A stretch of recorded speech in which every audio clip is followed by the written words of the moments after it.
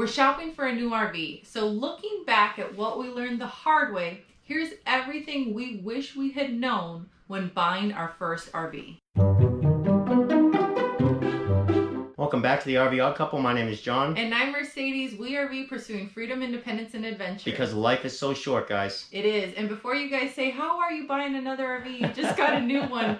Let us explain. Right now, our fifth wheel is almost acting as a sticks and bricks. We need a smaller, nimble vehicle so that we can continue to shoot videos. In places. All over the state of Florida, right? And so we're not going to tell you exactly what we're deciding on yet, but we started the process of going and looking at RVs. Yep. This is the sign of the times. I'm smiling. This is Janine. Thank you, Gresnies. And we thought it would be a great opportunity to look back at the way we did it the first time and the way that we do it now. We need to cover a couple things. One of the first things I want to talk about are the different types of RVs and the pros and cons to each. Then we're going to go into some tough questions that you really need to ask yourself. And finally, we're going to share our biggest regrets that knowing what we know now, we would have done differently. We've spent the last 2 days doing a ton of research on buying an RV. And so grab your notebooks. We're going deep. If you're a newbie, don't make the same mistakes we did. If you're an RV veteran, we challenge you. If there's a question or an important consideration that we've missed, please put it in the comments to help other newbies. We've left no stone unturned. All right, so first we're going to talk about towables. These are all RVs that require a vehicle that you tow them with, right? So a lot of this is going to depend on the type of truck you have, or you may need to be buying a truck in addition to the towable. First, we're going to talk about travel trailers. Now, this is great if you are entry level, looking at your first camper, you've never done it before. Some travel trailers are small enough so that you don't need to buy a special big kahuna type truck like what we've got. Right. You can pull them with just about anything, half-ton truck or a bigger truck, but they are, in my opinion, the least safest RV to tow. They also have a lot less storage. You've got to be very careful about how you weight them and balance them. You never want to put heavy weight to the back of them. Don't just think about, oh, I have a truck, I just need to buy the travel trailer. You're going to have to put extra money into things like sway bars that you may not have considered. The next type of towable is a fifth wheel, and we are very partial to fifth wheels. We own a fifth wheel. It gives you the biggest bang for the buck as far as the living space. And you won't get more living space than in a fifth wheel when you're RVing. And it's also a lot safer to drive because a lot of the weight is on the... It's right in the center of the back of the pin, which is in the center of the truck, right between the axles. And so it's a lot easier to maneuver. It's a lot safer to pull. You won't get that death sway that you get from a travel trailer. And there's more room on a fifth wheel than anything else out there, including all Class A's. But the longer you go, the trickier it's going to be to navigate. Fifth wheels do require a heavier, more beastie truck, which I like. And also remember, guys, that they build these up to 44 feet now. So when you connect your truck to a 44-foot rig, ours is 41'7", that is a long rig. And a lot of these older campgrounds, they didn't build these to maneuver rigs that size, so consider that. They can also be a little bit more stressful to drive because they're so long. And again, you're gonna have to buy an accessory for the back of your truck, a pin, so that you can tow that vehicle behind. The next is gonna be a toy hauler, which is, they're very versatile, but you can have toy haulers in both a travel trailer and a fifth wheel. For me, it's really versatile, so you can make that back area a place to store a golf cart or motorcycles or whatever you want back there, or you can turn that into another room. But I don't like the toy hauler in the sense that I feel like it's unfinished. I feel like it's like buying an RV with an unfinished basement. The next type of towable is a pop-up, and these are great if you're just testing the waters, you know, your first RV. They're awesome, they're versatile. Typically you don't have to buy a really expensive truck to go along with them. Some of them are nimble enough to be towed with an SUV, or in some cases or a car. Volkswagen. You don't need very much to pull a pop-up trailer. Yeah, they're a lot of fun. However, for long term, you better really like the person you're camping with, because they're smaller and they're going to have the least amount of storage. But the price is low. This is a step up above tent camping, guys. Yeah, it's very entry level. The next camper that we're going to take a look at is a slide-in truck camper. Now, these are great. They're making them with 2 and 3 different pop-ups now, so they make them extremely spacious. You are going to want to make sure that you have a truck that can carry that weight. The rigs they're making now for sliding campers are absolutely amazing, but you have to have a big enough truck with a good enough GVWR to carry the weight. Some of these are over 5,000 pounds, guys, and so they're versatile. You can slip them right off your truck, leave them in space, and drive away afterwards. You've got to always consider, no matter what rig you get, there's going to be additional accessories to set the truck up and to make it safe to pull that rig. Now that we've covered towables, let's talk about the motorhomes. These are the drivable ones, right? You don't need an extra vehicle to drive them. If anything, you want an extra vehicle so that you can drive away from them, right? So let's start with Class A's. Nowadays, they make Class A's where the sky's the limit. They can put whirlpool bathtubs in these things, guys. The price goes extremely high. We saw one recently at the Tampa RV show that was $3 million. And so a couple of nice things about Class A's is they're completely self-contained, right? Class A's are absolutely beautiful. And they're big, but just note, you're not going to have as much living space as you would, let's say, in a fifth wheel, because this portion is dedicated to driving. And while these chairs do flip around and you can use them for other items, just know that Class A's don't have the living space that fifth wheels do. Class A's have a ton of storage space for full-time RVing.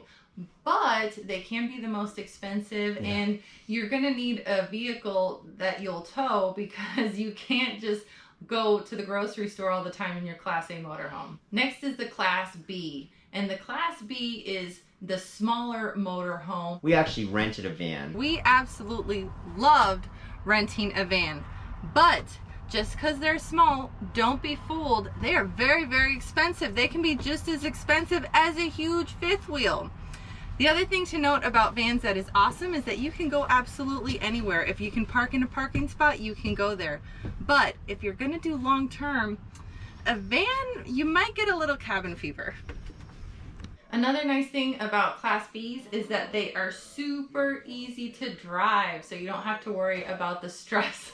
Yeah, and you can park just about anywhere that you would typically park your car or truck. I'm standing in front of a Class C, and Class C's are really awesome, especially if it's just two people traveling. They're a lot more easier to navigate, drive into smaller places, and they're more likely to be small enough to get into state parks and those sorts of things. Now, I don't know why the C is bigger than the B. You would think they would go in some sort of order, but the Class C is kind of like a hybrid between an A and a B. One of the nice things about Class C's is that they're easy to drive and you can have access to the living quarters while you're driving. But you're not going to have a lot of storage space. Sometimes you might lack some of the amenities. And one of the things that I really like about a Class C is that they're a little bit more driver friendly. I also really like this top bunk over here for the kids. Are you ready? Are you ready, Sage? Are you ready? I'm ready.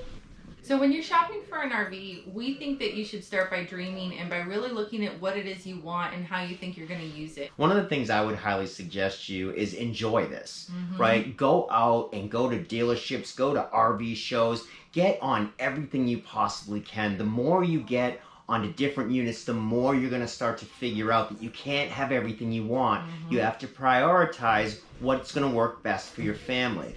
And so the more rigs you can get on, the more you're going to start to dial in on what's going to be best for you. But leave your checkbook at home. The longer you spend in the research phase, the more likely you are to make a decision that you love. And so we've compiled a list of questions to ask yourself when looking for an RV. I think the biggest question you have to ask yourself is, how are you going to use it? Really use it, guys. Do you want to boondock? Do you want to camp? Do you want full hookups? Do you want to go into state parks, national parks? Not just how are you going to use it, but how long are you going to use it? Because if you're getting an RV for short weekend trips, your needs are going to be completely different than if you're looking for full time.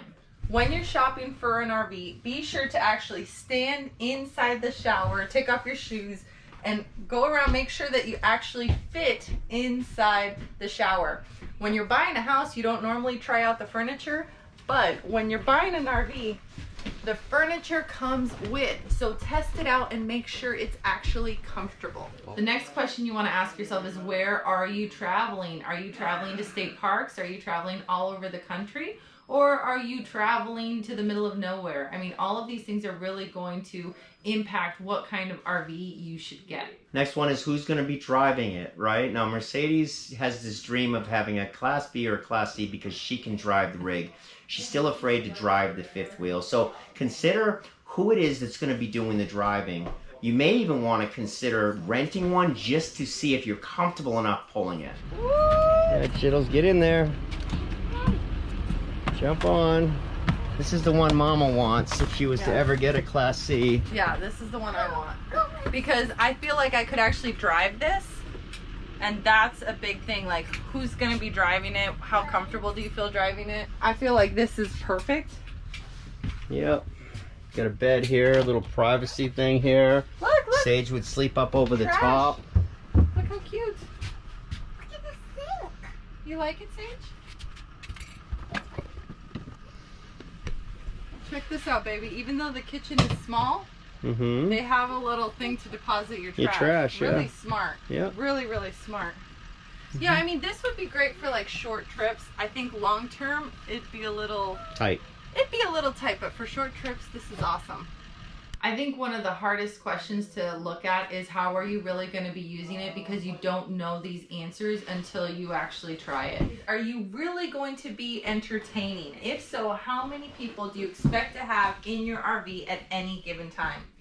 This one is obviously an excellent RV for entertaining. It's huge. But you better not have kids. Unless you plan on sleeping out in this pull-out couch. And do you really need 2 bathrooms? Do you really need an outdoor kitchen? Like, are you really going to be using a microwave outside? I mean, they look great. I mean, when you're on the showroom floor and you're looking at the rigs, they look gorgeous with the outdoor kitchen and the microwave and the small refrigerator. Will you ever use it? We actually ripped ours out and built it into a tool shed. Another major question to ask yourself is, how many people are going to be staying there, and how many are kids, little people? They take up just as much room as the big people do. Exactly. It makes a big difference. Are you by yourself? Are you with your spouse or girlfriend? How many kids do you have? How many pets do you have? Pets take up room. All going to make a big difference on what your choice is going to be. Typically, the kitchen table will drop down into a bed, but always be sure to ask them, how many does the RV sleep? Another question to ask yourself is, are you going to be working on the road? Because if so, you need a dedicated workspace.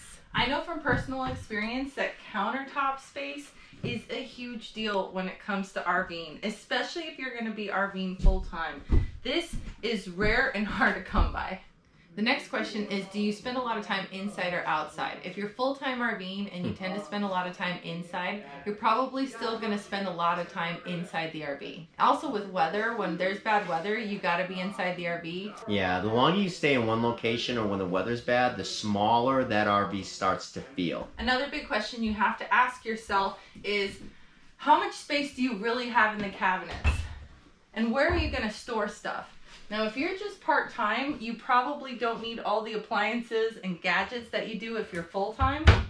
But definitely when you're looking at the RVs, look at this and try to really see how you're going to be using this space. I get asked this question all the time. When we were RV shopping, I literally brought a tape measure with me and measured the inside of the cabinets. And I measured, because they have this lip so things don't fall out, I measured inside so that I knew exactly how much storage space I had. You constantly have to be looking at storage space.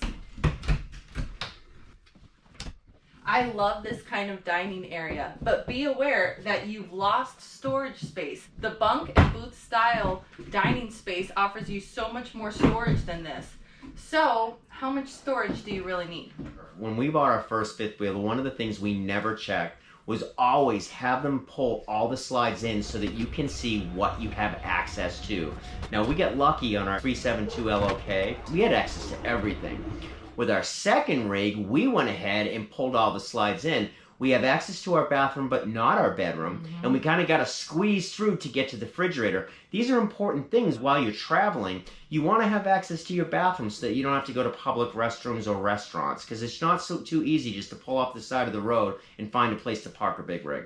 Which that leads into another question is, do you really need access to the inside of the RV when you're driving? If you're a weekend warrior and you're just going to be doing couple-hour trips close by, you probably don't. But if you're going full-time and you're going to be doing some long hauls, having access to the inside might be something you really want. If you're going to be RVing full-time especially, are there rough-ins for a washer and dryer? Units that don't have these areas already roughed in are a lot harder to convert. So especially if you're going to be full-time, having that already pre-roughed in is a big help. Another big thing to think about is the vehicle that you have now. Will you be able to tow the RV that you want to purchase with the vehicle you have now, or are you going to have to buy a bigger vehicle or even a bigger truck to pull that rig? Yeah, because one of the things we realized was that the fifth wheel cost less than a Class A, but we had to buy a special truck. So when you take the cost of the truck and the fifth wheel, it was comparable to buying a Class A. Exactly. Another thing, if you have a small vehicle already and you're going to buy a motorhome, then, you know, is it small enough that you could tow it along so that when you go grocery shopping, you don't have to take the whole motorhome with you? You want to make sure that the rig that you're purchasing can pull the tow car that you want to have. Which this leads us into our biggest regrets. And I think for me, the biggest regret that I have was that we didn't try renting first, because this experiment of selling almost everything in RVing, we could have fallen so flat on our face. And the biggest mistake for me was where we bought the rig and making an emotional decision because we were so excited. If I was talking to one of my kids or a family member or even a friend, I would suggest that if you were considering this type of lifestyle, you don't buy new. Buy a used rig. And the reason why is because if you ever did buy a new rig, you know as soon as you drive them off the lot, they depreciate big time. You lose $15,000, $20,000 as soon as you drive them off the lot. So consider that. Now, for us, I'm a germaphobe, so I wanted to buy new. But thank God we love the lifestyle, because we literally, if we had ever decided to walk away from the lifestyle after a year, we'd be $15,000, $20,000 upside down. So if you possibly can, and you're not sure if you're going to live this lifestyle, buy something used. Look for the best value you can. Try to pay cash if you can.